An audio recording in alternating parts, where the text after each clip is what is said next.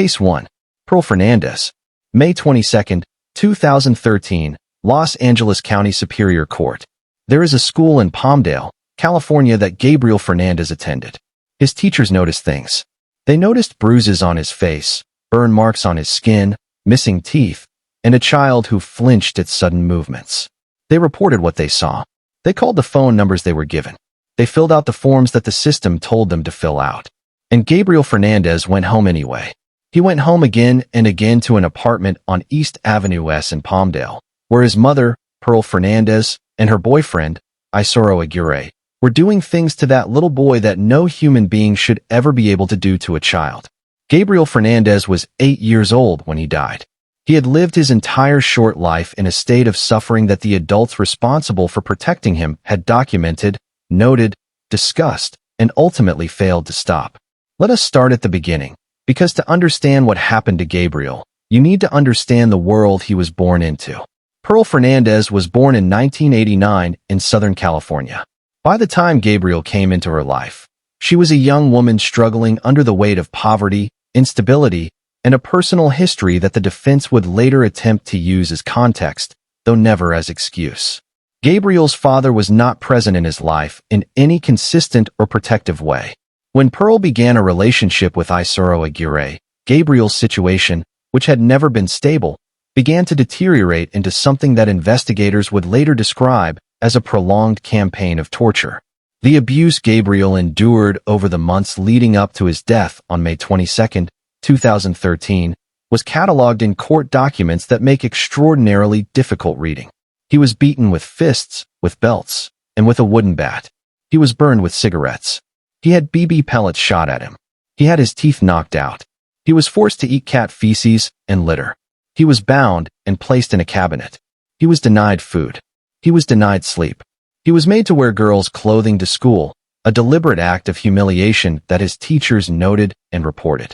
He was denied medical care for injuries that should have triggered emergency responses the first time any outside adult laid eyes on him. On the evening of May 22, 2013, paramedics were called to the apartment on East Avenue S. When they arrived, they found Gabriel Fernandez unconscious.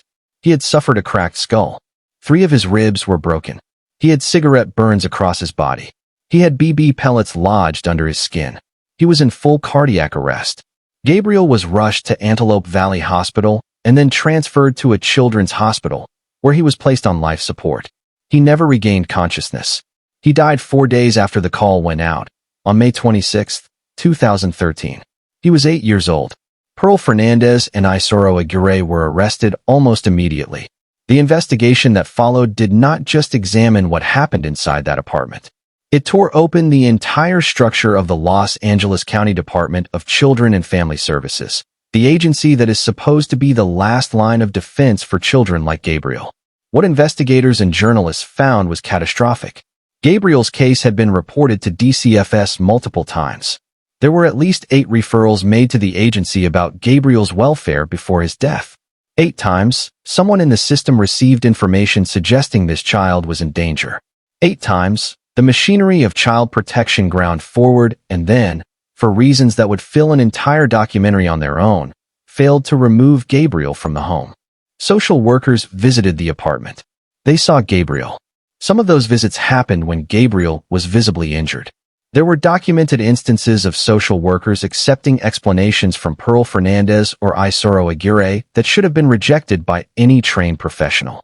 There were instances of paperwork being filed incorrectly, visits being conducted carelessly, and warning signs being minimized when they should have triggered emergency action.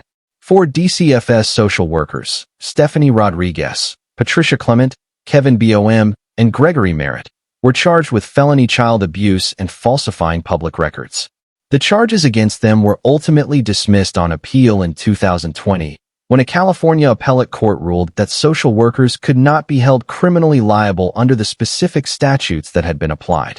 That ruling generated its own firestorm of controversy, with child advocacy groups arguing that it created a landscape in which no one in the child protective system could be held meaningfully accountable for catastrophic failures. In the criminal proceedings, Pearl Fernandez pleaded guilty in 2018 to 1 count of first-degree murder. She was sentenced to life in prison without the possibility of parole. She will never leave prison. She did not go to trial.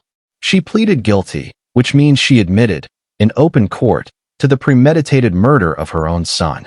Isoro Aguirre was tried separately. His trial was more contentious, with his defense attempting to argue that he had not been the primary instigator. The jury rejected that argument entirely.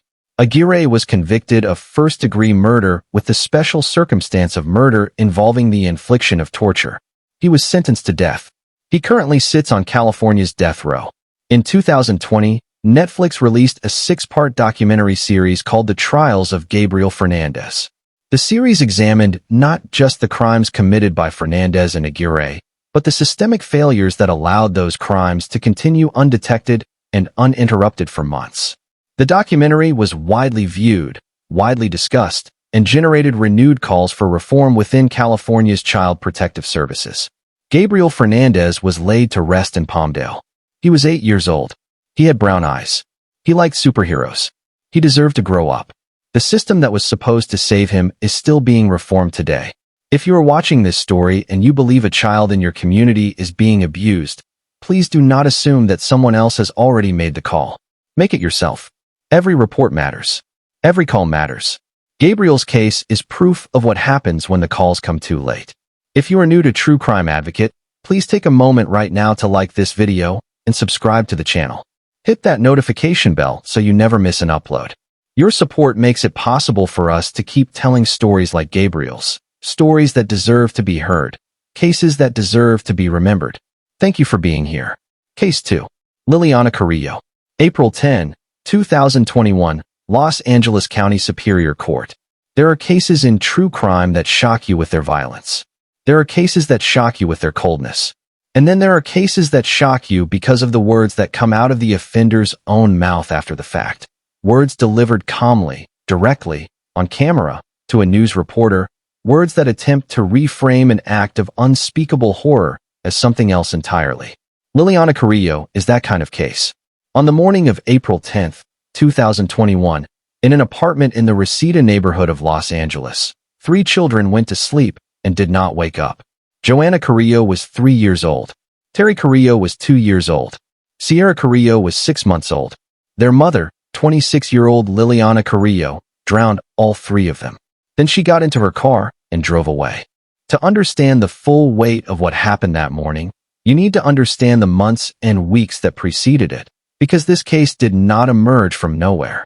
It emerged from a domestic situation that had become increasingly volatile, increasingly desperate, and increasingly dangerous. Not, as it turned out, for Liliana Carrillo, but for her children. Liliana Carrillo and Eric Seided had been in a relationship, and together they had the 3 children. By early 2021, the relationship had collapsed and the couple were in the middle of a custody dispute. Court records indicate that Carrillo had made allegations against the children's father, claiming he was abusive and that the children were at risk in his care. Those allegations were being investigated and adjudicated through the family court system at the time of the murders. What happened on April 10, 2021, was described by Carrillo herself in the days that followed in terms that were, by any measure, extraordinary. After leaving the apartment in Reseda, Carrillo drove several hundred miles north toward Tulare County. She was arrested by the California Highway Patrol near Ponderosa, in the Sierra Nevada foothills, after a chase. During that arrest, she was composed. She was not hysterical.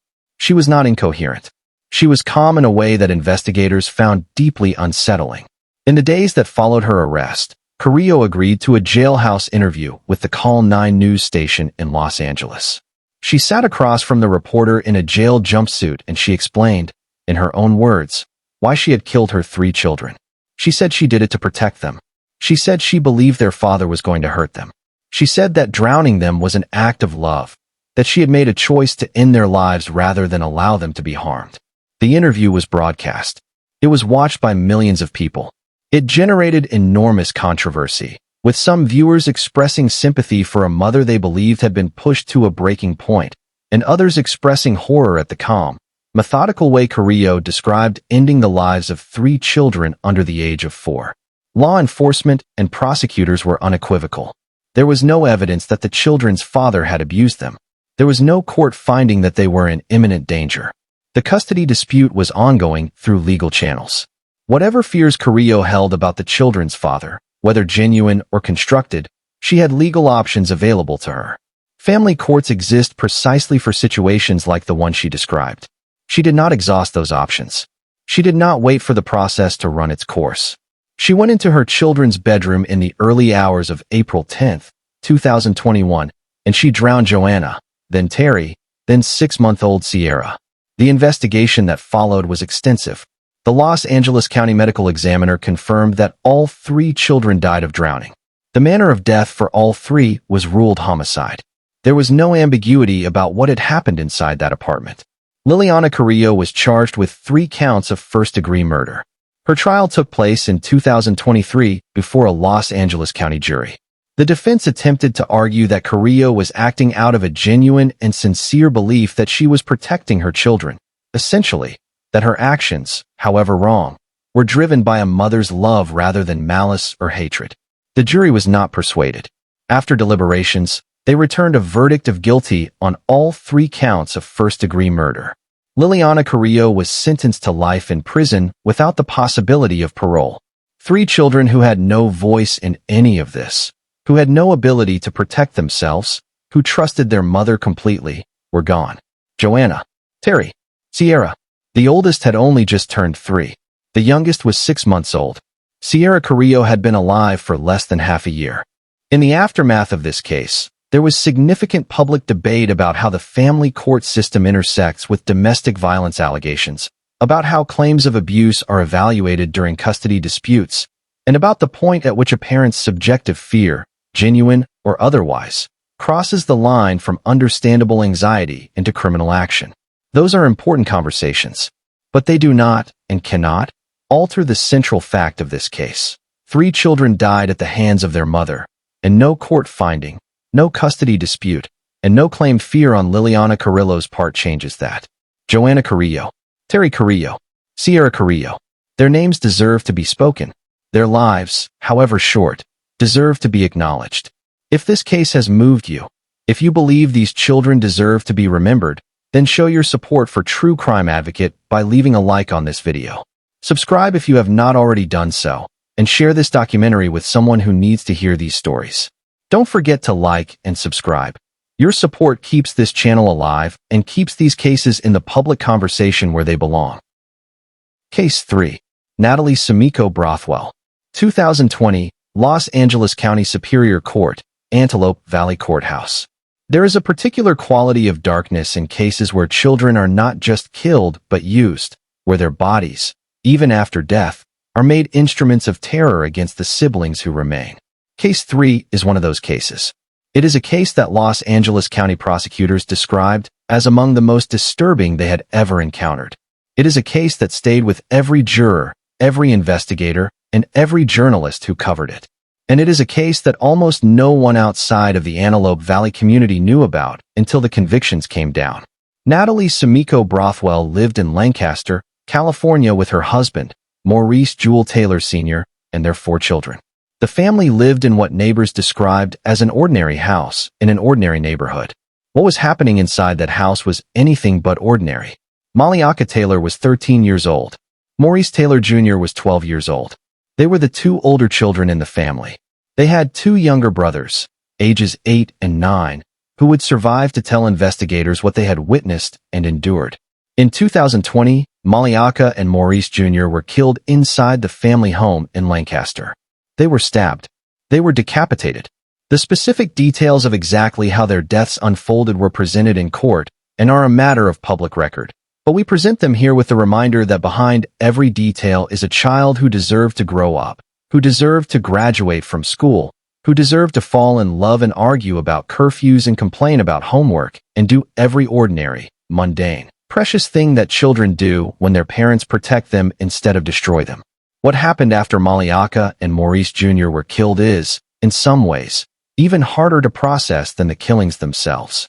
The 2 younger brothers, 8 and 9 years old, were forced by Brothwell and Taylor Sr. to look at the bodies of their dead siblings. They were shown what had been done to their brother and sister. They were then locked in their rooms. They were not allowed to leave. They were not given food. They were held in those rooms while investigators believe Brothwell and Taylor Sr. determined what to do next. It was the younger children who ultimately provided investigators with the most detailed account of what had happened inside that house. Children who had been made to see unspeakable things and then left to sit alone with those images in locked rooms without food. The psychological damage done to those surviving boys, damage that no amount of therapy or time will ever fully undo, is part of the permanent legacy of this case. Brothwell and Taylor Sr. were arrested and charged with 2 counts of first-degree murder each. The case was prosecuted in Los Angeles County. The trial was complex, the evidence was extensive, and the testimony was, by all accounts, devastating to hear. The jury convicted both Natalie Sumiko Brothwell and Maurice Jewel Taylor Sr. of first-degree murder. Both were sentenced to life in prison without the possibility of parole. Neither will ever leave a California prison. In the aftermath of the convictions, child welfare advocates in the Antelope Valley area called for renewed attention to family monitoring programs and for increased resources for children in homes where domestic violence and instability have been previously documented. The 2 surviving boys were placed in protective custody and, ultimately, into the care of relatives. What became of Maliaka and Maurice Jr. is a story that the Antelope Valley community continues to carry. 13 years old. 12 years old, gone in their own home at the hands of the 2 adults who were supposed to love them most. Maliaka Taylor, Maurice Taylor Jr. Their names will not be forgotten on this channel. Not today and not ever. If you are watching True Crime Advocate for the first time, welcome. These cases are why this channel exists. Please like this video, subscribe, and hit the notification bell. Don't forget to like and subscribe. Every single subscriber is a vote for keeping these children's stories alive and in the public record. Case 4. Pamela Ferreira. 1994, solved and prosecuted in Monterey County, 2023. Some cases are closed quickly. Evidence is gathered, suspects are identified, arrests are made, and justice, imperfect, delayed, incomplete as it always is, moves forward within weeks or months of the crime. And then there are cases like this one. Cases that sat in evidence bags and cold case files for nearly 3 decades while a woman went about her life in California, while investigators moved on to other cases, while the world forgot. The world forgot. But the technology did not. In the late spring of 1994, in Monterey County, California, a newborn infant was found inside a garbage bag. The baby girl had not survived. She had been abandoned after her death, discarded in a manner that investigators immediately recognized as not just criminal, but deliberate. This was not a tragedy of circumstances. This was not a mother who had left her baby at a hospital or a fire station under California's safe surrender laws. This was a newborn child, placed in a garbage bag and left. The Monterey County Sheriff's Office opened an investigation. They worked the case as hard as the tools of 1994 would allow. They had the baby. They had a crime. What they did not have was an identity, for the infant, for the mother, for anyone who might be connected to either. The baby girl was never named. She was buried without a name. She was cataloged as a Jane Doe. And the case went cold. For 29 years, that baby girl had no name, and her mother had no accountability. Then came investigative genetic genealogy. The science of genetic genealogy, the use of DNA databases and genealogical research to identify individuals connected to biological material found at crime scenes, transformed cold case investigation in the United States during the 2010s and 2020s. It was the same technology that identified the Golden State Killer, Joseph James DeAngelo, after decades of failure by traditional investigative methods. And it was the same technology that, in 2023, finally cracked the case of the unnamed baby girl found in Monterey County in 1994. Investigators submitted the biological material collected from the infant in 1994 to a laboratory specializing in investigative genetic genealogy. Using publicly available DNA databases and painstaking genealogical research, analysts were able to trace the infant's DNA to a family tree. From that family tree, they were able to narrow down the potential maternal candidates. And from that narrowed field, they identified Pamela Ferreira as the most likely biological mother of the baby girl who had been found in that garbage bag in 1994. Further DNA testing confirmed the relationship. Pamela Ferreira was the mother of that baby. and Pamela Ferreira had never, in 29 years, been charged with anything in connection with her daughter's death. In 2023, the Monterey County Sheriff's Office arrested Pamela Ferreira. She was charged with murder in connection with the death of her newborn daughter in 1994. The arrest was announced publicly by the Monterey County Sheriff's Office and covered by NBC Bay Area, the Monterey Herald, and National Wire Services. The case raised profound questions that extended well beyond the specific facts of what Pamela Ferreira did or did not do to her newborn daughter. It raised questions about the statute of limitations in murder cases. California has no statute of limitations for murder, which is precisely why this prosecution was possible nearly 30 years after the fact. It raised questions about the ethics and scope of investigative genetic genealogy, about privacy in DNA databases, and about the circumstances under which women facing crisis pregnancies make the decisions they make. None of those broader questions changed the central fact of this case. A baby girl was born in Monterey County in 1994, and instead of being given a chance at life, she was placed in a garbage bag and left to be discovered by strangers. For 29 years, she had no name. For 29 years, the woman who gave birth to her faced no consequences. The prosecution of Pamela Ferreira is ongoing. The case is being watched closely by cold case investigators across the country as a landmark example of what investigative genetic genealogy can accomplish, and as a reminder that in California, if you have taken a life, there is no statute of limitations on the state's determination to find you. The baby girl found in Monterey County in 1994 still does not have a publicly confirmed name. That is one of the most haunting details of this entire case. She was never named by her mother. She was never named by the court. She exists in the public record as an unnamed infant, a Jane Doe from 1994, a child who came into the world and left it before anyone could give her an identity. She deserves to be remembered anyway. Don't forget to like and subscribe to True Crime Advocate. Cases like this one, cold cases brought back to life by science and determination, are exactly why this channel exists. Hit that subscribe button and the notification bell so you never miss a new upload. Case 5. Kayong. February 22, 2011, Sacramento County Superior Court. There are moments in true crime research where you encounter a detail so specific, so particular in its horror, that it stays with you in a way that the broader outlines of a case do not. In the case of Kayong, that detail is the microwave. On February 22, 2011, in Sacramento, California, Kayong killed her 1-month-old daughter, Mirabelle Tallow, by placing the infant inside a household microwave oven and turning it on. Mirabelle died from severe thermal injuries. She was 30 days old.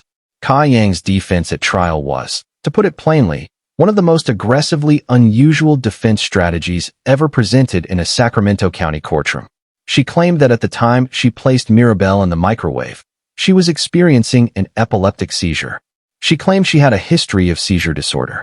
She claimed that she had no conscious awareness of what she was doing, that she had blacked out, that she had no memory of the events in question, and that therefore she lacked the criminal intent necessary for a murder conviction. The prosecution dismantled that defense methodically and completely. Medical experts testified about the nature of epileptic seizures and the physical and neurological impossibility of performing a complex, multi-step action. Locating an infant, carrying the infant across a room, opening an appliance, placing the infant inside, and activating the appliance, while in a genuine seizure state. The actions required to place a child in a microwave and turn it on are not the kind of reflexive or random movements associated with seizure activity. They are purposeful, sequential, and directed. You have to walk somewhere. You have to open something. You have to place something inside it. You have to close it. You have to activate it. Every one of those steps requires conscious, directed physical action. Prosecutors also presented evidence about Kayong's behavior in the period immediately before and after the death of Mirabelle. They introduced testimony and evidence that collectively painted a picture not of a woman in the grip of an uncontrolled medical episode, but of a woman who had made a deliberate decision. The jury in Sacramento County Superior Court rejected Kayong's epilepsy defense entirely. They convicted her of first-degree murder. The conviction was returned after deliberations that the jury conducted with apparent thoroughness and confidence. This was not a close call for the jury. The evidence, as presented, pointed in one direction. Kai Yang was sentenced to life in prison without the possibility of parole. She was taken from the Sacramento County courtroom in 2012, and she has been in the California prison system ever since. The case generated extensive coverage in Sacramento, covered by the Sacramento Bee and picked up by the Associated Press for national distribution. It generated discussion in medical communities about the limits of epilepsy as a legal defense, and it generated discussion in child welfare communities about the vulnerability of infants in the immediate postpartum period, a period during which, researchers have long noted, the risk of infanticide is elevated compared to any other period in a child's life. Mirabelle Taulo was 30 days old when she died. She had been alive for 1 month. 1 month of mornings and evenings, and the particular sounds and smells of a household in Sacramento. 1 month of the kind of helpless, complete trust that infants place in the adults who hold them, feed them, and keep them warm. She had done nothing wrong. She had wanted nothing except what all infants want: warmth, nourishment, and the safety of the arms that were supposed to hold her. Those arms failed her in the most devastating way imaginable. Kai Yang is currently serving a life sentence in a California state prison. She will not be released. Mirabelle Taulo was 1 month old. She deserves to be remembered. If you have stayed with us through 5 cases today, thank you. We know this is not easy content to engage with. We believe it matters. Please don't forget to like and subscribe to True Crime Advocate. Tell a friend about this channel. Share this documentary. These children deserve an audience, and your engagement is how we make sure they get one. Case 6. Angela Flores. May 8, 2022, Los Angeles County Superior Court. Mother's Day is a celebration of maternal love. It is a day built around the idea of the mother as protector, as nurturer, as the person whose love is the most unconditional thing a child will ever experience. In 2022, in the West Hills neighborhood of Los Angeles, Mother's Day became the day that Angela Flores killed 3 of her children. Natalie Flores was 12 years old. Kevin Yanez was 10 years old. Nathan Yanez was 8 years old. On May 8, 2022, Mother's Day, their mother killed all 3 of them. The explanation that Angela Flores offered for what she did is one that has appeared in other cases throughout the history of American violent crime, an explanation that prosecutors, mental health professionals, and juries have struggled to evaluate and adjudicate for decades. She claimed that her children were possessed by demons. She claimed that she was acting not out of hatred or malice, but out of a sincere religious belief that her children were in the grip of supernatural evil and that the only way to save them was to end their lives. The question of religious belief as a defense to criminal conduct is one of the most complex and contested areas of criminal law. American courts have grappled for generations with the intersection of genuine religious conviction and criminal liability. And in the case of Angela Flores, that question was complicated further by the involvement of her 16-year-old son, who was present in the home on the night of the murders and who, according to prosecutors, assisted his mother in carrying out the killings. The 16-year-old was arrested and charged in juvenile court. His case was handled separately from his mother's, under the provisions of California's juvenile justice system, which affords greater confidentiality and different procedural protections than the adult criminal system. The details of his juvenile proceedings are not fully public. What is public is that he was charged, that his case proceeded through the juvenile court system, and that the family, as a unit, had fractured in a way that would never be repaired. The investigation into the deaths of Natalie, Kevin, and Nathan was conducted by the Los Angeles Police Department's West Valley Division. First responders arrived at the home in West Hills in the late hours of Mother's Day and found the 3 children dead. Angela Flores was present at the scene. She was taken into custody without significant resistance. The medical examiner's investigation confirmed the manner and cause of death for all 3 children. All 3 deaths were ruled homicides. Angela Flores was charged with 3 counts of first-degree murder. Her defense team focused heavily on her mental state, arguing that her belief in demonic possession was not simply a post hoc justification, but a sincere, long-held religious conviction that had, in the weeks and months leading up to the killings, become increasingly extreme and disconnected from reality. Mental health professionals who evaluated Flores were called to testify about her psychological state. The legal standard in California for an insanity defense, the Imnatin standard, requires that a defendant either did not understand the nature of their act or did not understand that their act was wrong. The application of that standard to cases involving sincere religious belief is particularly fraught because the defendant may understand perfectly well that what they are doing is killing their children and may understand that society and the law consider killing wrong, while simultaneously believing with complete sincerity that they are doing the morally correct thing as defined by their religious framework. This is the knife's edge that Angela Flores's defense attempted to walk. The Los Angeles County District Attorney's Office pressed forward with the murder charges, arguing that whatever Angela Flores believed about demons and possession, she made a conscious, physical decision to end the lives of 3 children who were not possessed by anything. 3 children who were Natalie and Kevin and Nathan, specific human beings with specific lives and specific futures that were permanently extinguished on a Sunday that the rest of the country was spending with flowers and brunch and phone calls to their mothers.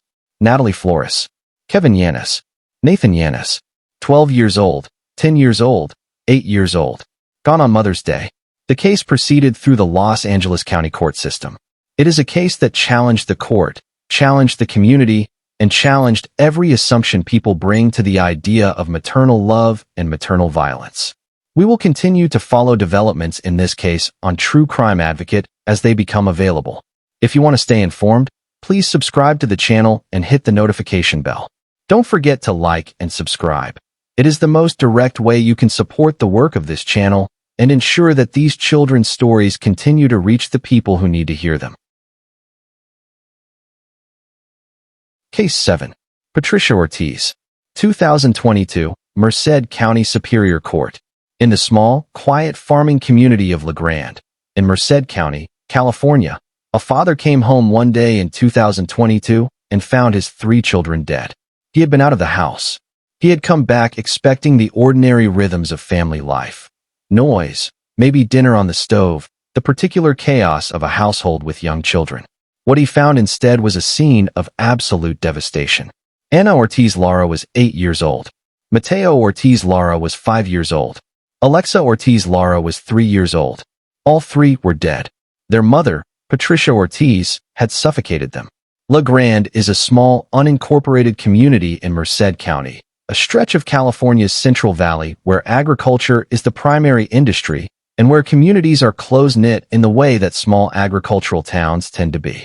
When something like this happens in a place like La Grande, it does not just devastate a family. It reverberates through an entire community in a way that larger, more anonymous cities sometimes do not experience in the same visceral way. Everyone in La Grande knew something. Everyone in La Grande had a neighbor or a coworker or a child in school with someone connected to this family. The grief was collective in a way that was both profound and completely inadequate to the scale of what had happened. When law enforcement arrived at the Ortiz home in La Grande, they found the 3 children deceased. They also found Patricia Ortiz in the bathroom. She had attempted to take her own life and had survived. She was taken into custody after receiving medical treatment for her self-inflicted injuries. The investigation that followed confirmed what the physical evidence suggested. Patricia Ortiz had suffocated all 3 of her children. The manner of death for each child was ruled asphyxiation, consistent with manual or positional suffocation. Investigators and mental health professionals who subsequently evaluated Ortiz were confronted with a woman who had survived a serious self-harm attempt, suggesting that whatever had occurred in that home on that day, she had not anticipated or planned for her own continuation beyond it. Cases in which a parent kills their children and then attempts to take their own life are classified by criminologists and mental health professionals as a particular and distinct subcategory of familicide, sometimes called extended suicide, in which the perpetrator's psychological state is one of such profound hopelessness and despair that they see no future for themselves or their children and attempt to end both simultaneously. That clinical framework exists. It has descriptive and even explanatory value. It does not, and cannot, and should not, function as legal exculpation for the deaths of Ana, Mateo, and Alexa. California law does not provide a defense of despair.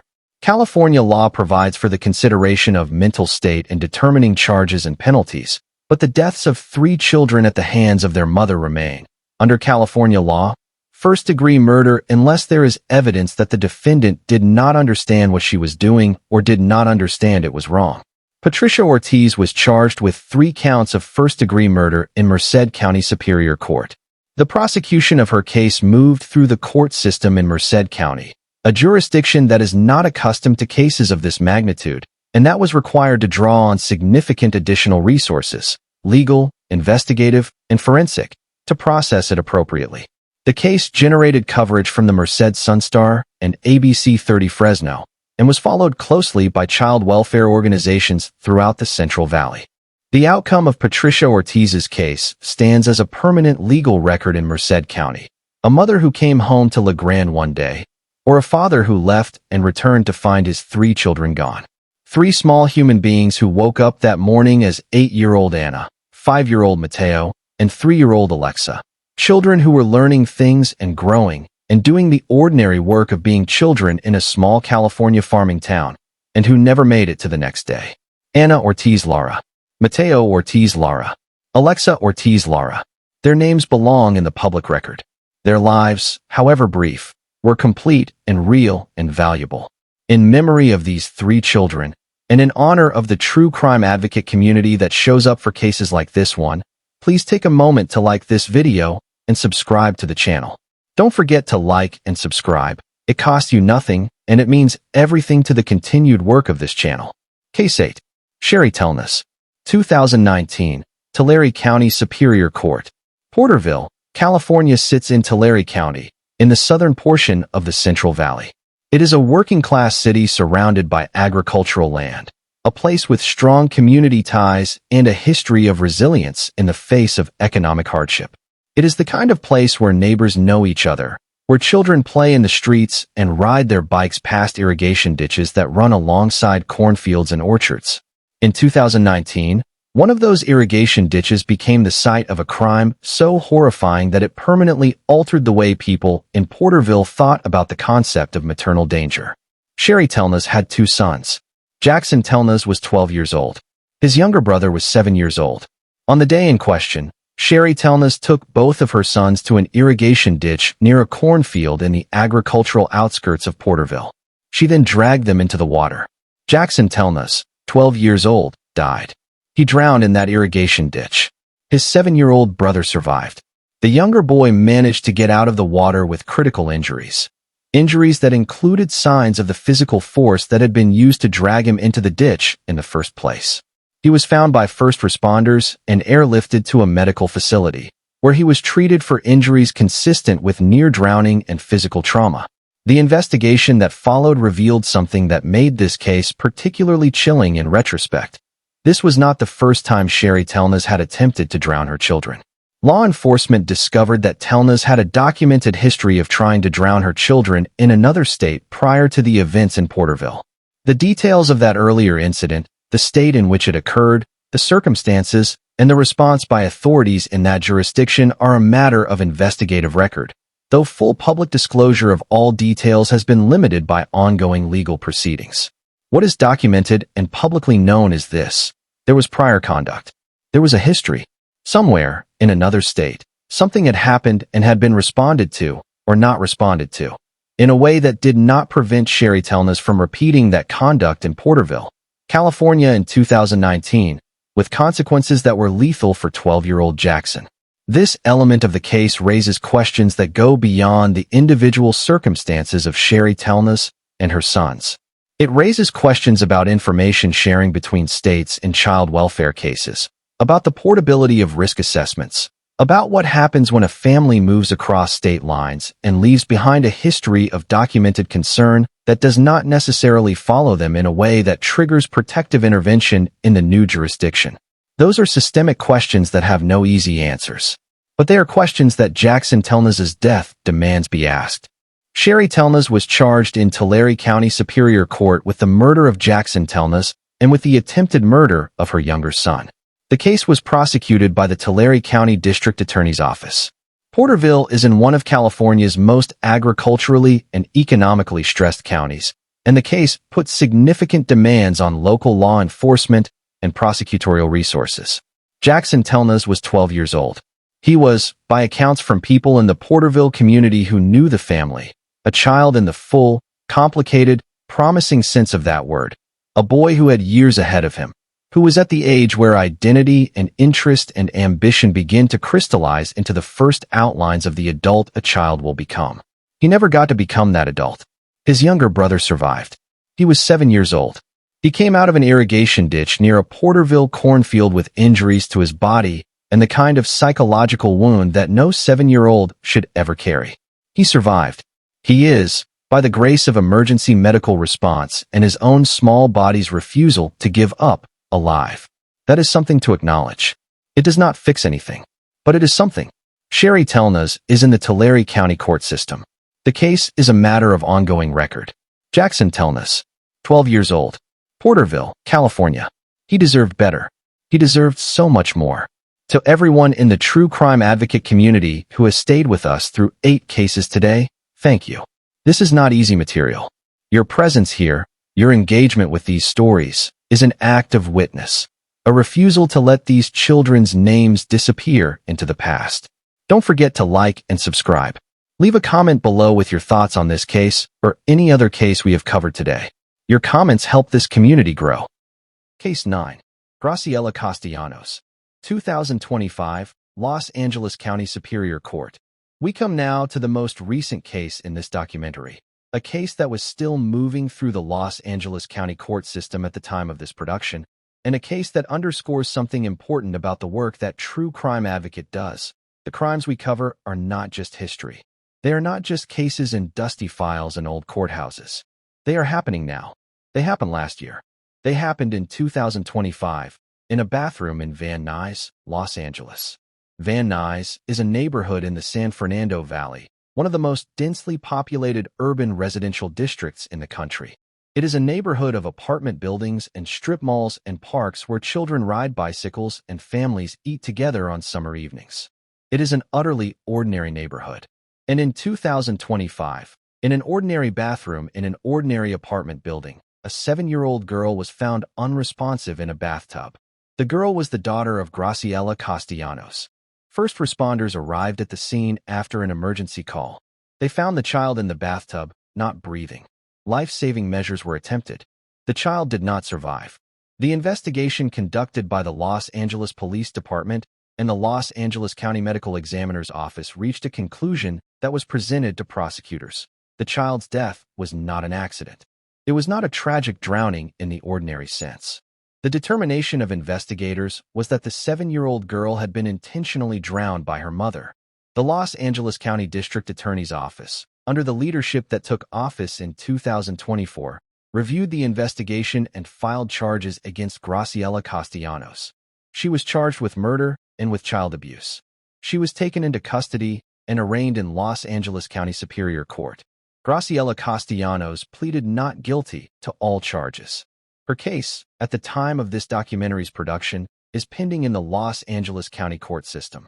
She is entitled to the presumption of innocence until proven guilty beyond a reasonable doubt in a court of law, and True Crime Advocate respects that principle. We present the facts as they are publicly documented in the charging documents and official statements of the Los Angeles County District Attorney's Office and the Los Angeles Police Department. What is documented is this: a 7-year-old girl is dead. The official determination of the investigating agencies of Los Angeles County is that her death was the result of intentional drowning. Her mother has been charged with her murder. The case is proceeding. The identity of the 7-year-old girl has not been fully released in all available public reporting, in accordance with the practices that some California jurisdictions observe regarding minor victims when a case is still pending. We honor that consideration here. What we will say is this: she was 7 years old. She was in the 1st or 2nd grade, or close to it. She was at the age when children are learning to read chapter books and multiply numbers and understand that the world is bigger than their immediate neighborhood. She had a whole life in front of her. She is gone. The Castellanos case joins a growing roster of cases in which the Los Angeles County District Attorney's Office has pursued murder charges in connection with the deaths of children at the hands of parents or caregivers, reflecting both the prevalence of such crimes and the commitment of the criminal justice system to prosecuting them aggressively.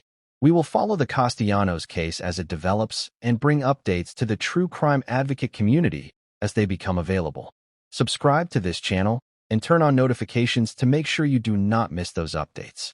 To the 7-year-old girl at the center of this case, you were here. You mattered. Your name will not be lost. Don't forget to like and subscribe to True Crime Advocate.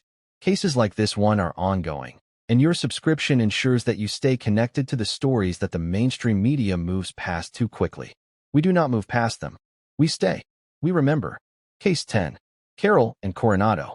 July 1, 2014. Los Angeles County Superior Court, South Bay Courthouse, Torrance. We have reached the final case in today's documentary, and in some ways it is the case that brings us back to the beginning. Back to the question that has run through every story we have told today. Back to the question that sits at the heart of every case of maternal filicide that has ever been documented anywhere in the world. Why? Carroll and Coronado was a young mother living in Torrance, California, in the South Bay area of Los Angeles County. She had 3 daughters. Sophia was 2 years old. Hazel was 16 months old. Xenia was 2 months old. 3 daughters under the age of 3. 3 children who were, each of them, completely and entirely dependent on the adults in their lives for everything, for food, for warmth, for safety, for the simple act of being picked up and held. On July 1, 2014, Carroll and Coronado used a knife to fatally wound all 3 of her daughters. They were found on her bed. What happened next is one of the most striking details in an already deeply striking case. Carroll and Coronado's own mother, the maternal grandmother of Sophia, Hazel, and Xenia, came into the home during or shortly after the attack. She discovered the scene.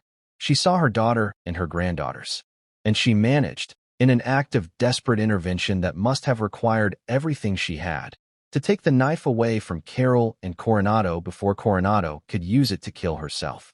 The grandmother saved her daughter's life. The grandmother could not, save her granddaughters. Law enforcement arrived. Carroll and Coronado was taken into custody. All 3 children were pronounced dead. The investigation and subsequent prosecution examined Carroll and Coronado's mental health history extensively. Defense attorneys argued that Coronado had been experiencing severe postpartum mental illness at the time of the killings, a condition that, in its most extreme manifestation, can involve psychosis, delusions, and a profoundly distorted perception of reality. Postpartum psychosis is a recognized and serious psychiatric condition that affects a small but significant percentage of new mothers, and that, in rare cases, has been associated with violence toward infants and children. The defense argued that Coronado's mental state at the time of the killings was so severely impaired that she did not meet the legal standard for criminal responsibility in California. Prosecutors argued that whatever the state of her mental health, she had made a physical and purposeful decision to take a knife and end the lives of her daughters. The jury was confronted with one of the most genuinely difficult questions that a criminal jury can face: the question of whether a person who has done something unambiguously terrible can be held fully criminally responsible for it when there is credible evidence of serious mental illness. In California, the standard is high. The law is not designed to excuse every criminal act committed by someone with a mental health history. It is designed to identify those comparatively rare cases in which mental illness was so profound and so disabling that the defendant genuinely did not understand what they were doing or did not understand that it was wrong. The jury convicted Carroll and Coronado of 3 counts of first-degree murder. She was sentenced to life in prison without the possibility of parole. She is currently serving that sentence in the California state prison system. The maternal grandmother who came into that house in Torrance on July 1, 2014, who saw what she saw, who did what she did, who has lived with that day every day since, is one of the silent casualties of a case that the headlines never fully captured. She saved her daughter from herself. She could not save her granddaughters. That is a weight that no human being should ever have to carry. Sophia Coronado, Hazel Coronado, Xenia Coronado, 2 years old, 16 months old, 2 months old.